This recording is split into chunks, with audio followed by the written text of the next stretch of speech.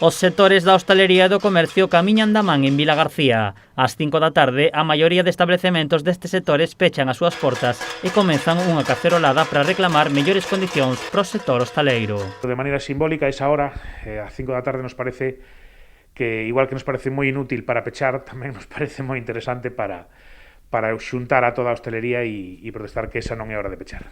O sector do comercio únese a esta protesta como forma de solidariedade e de apoio á hostalería. Porque creemos que defender a hostelería é defender tamén o comercio e que vamos da man e non podemos facer outra cousa máis que apoialos, porque creemos que sin eles tampouco non somos nadie.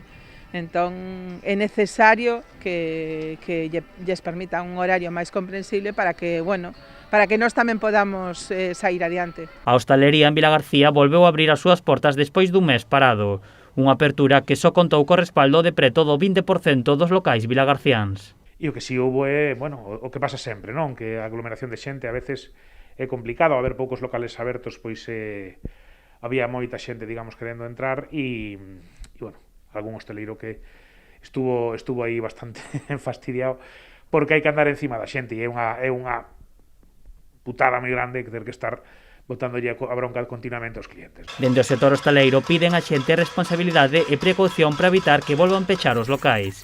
Ademais, hoxe mantiveron unha reunión para facer un balance das medidas e para crear un comité de representación. Crear unha plataforma, unha representación de todos os hosteleiros que estamos na protesta para falar cos grupos políticos daqui de Vilagarcía, non? Para darlles a nosa versión dos feitos. Dende o sector tamén responden ás novas medidas que a Xunta aplicará para axudar a hostalería. Piden á Administración Autonómica que as propostas non queden só en palabras. As palabras son moi bonitas, pero logo hai que leválas a cabo. E que as axudas exactamente o mismo.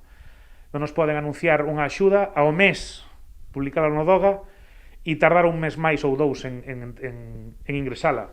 Por xa digo, outro día xa o falei.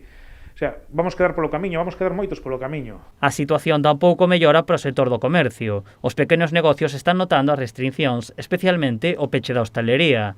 As vendas de Nadal comezaron por debaixo das previsións. Aínda así, dende o sector agardan que a situación mellore nas vindeiras datas.